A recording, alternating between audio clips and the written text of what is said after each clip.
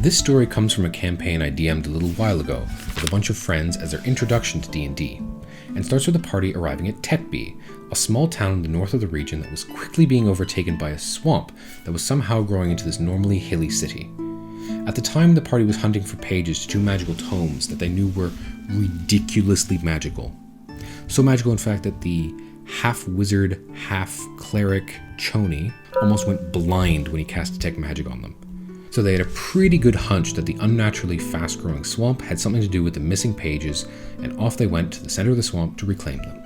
They got only a day's travel into the swamp before Choni started being racked with nightmares so awful he would wake up feeling worse than he went to bed. Mechanically, he was not getting the benefit of a long rest, and his hit point maximum was being reduced by 5 every time he tried to sleep. This can only mean one thing: night hags. So the party went off hag hunting, blissfully unaware of what a hag is or what it does. Once they got there, however, they realized that a night hag is nothing like any monster they ever fought before.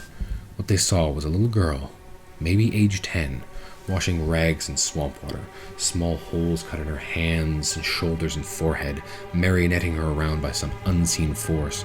The girl was clearly dead and decaying. She was hollowed out with no eyes, having them been replaced with crudely painted rocks and a mouth sewn shut with her own ligaments. It was a sight terrible enough to almost make the party forget that these hags were slowly sapping the life force from one of their friends. When they went to the hag's hut, there was a fire in their bellies. Anger and concern that this would happen to them if they failed. The rogue did some recon and looked in the window, seeing something almost as horrible. They saw a young boy strapped to a table with 3 hags surrounding him, one of them holding a knife, one of them chanting, one of them with a bag. Some sort of ritual was going on, and like hell the party was going to let the hags make a new puppet out of a 6-year-old boy. Getting the drop on the hags, a long fight breaks out, and by the skin of their teeth the party comes out on top and saves the little boy.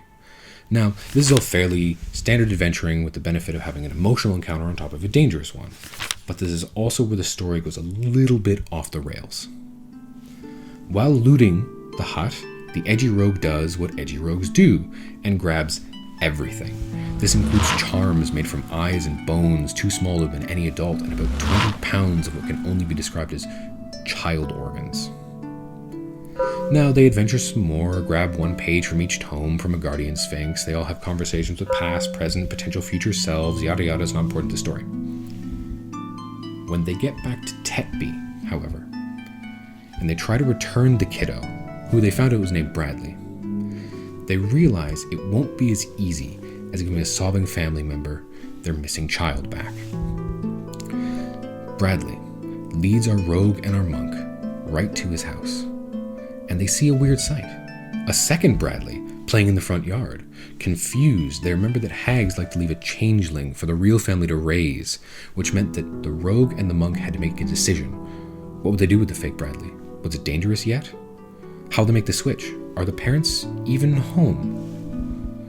Bradley, being a kid, just wanted to go home, so he tried walking into the yard but was held back by our monk.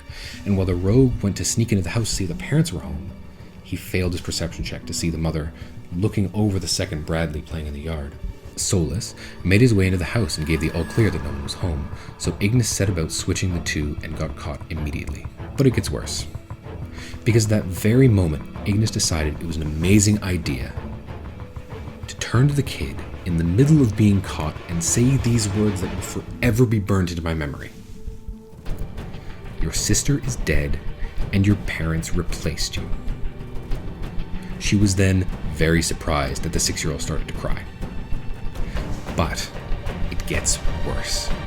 Because to silence the crying 6-year-old, Ignis puts her hand over the kid's mouth, and the horrified and confused mother is calling for the guards as fast and as loudly as possible. But it gets worse.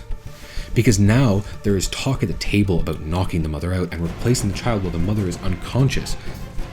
But they take too much time arguing on what to do, and the guards show up to see what's going on, and immediately see an attempted kidnapping in progress, assaulting a child, and trespassing. Ignis bolts with the real Bradley still under her arm and loses the guard in the streets. Solus was not so lucky. He was inside the house and was caught, thrown in jail, awaiting trial. But if you can believe me, it gets worse. Because remember what Solus took from the hag? about 20 pounds of child organs, macabre charms made from bones and eyes of kids. Well, that all fell out of his bag of holding when he was being searched. He didn't count on the guards knowing how to work a bag of holding.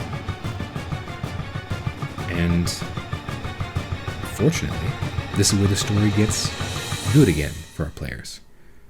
Because almost unbelievably, as if RN Jesus himself had said, "Wow, this is a shit show. I'm gonna save you." Solus was, with a natural 20, able to convince the guards that all his stuff and all his macabre charms and child organs weren't his, but some hags that he killed.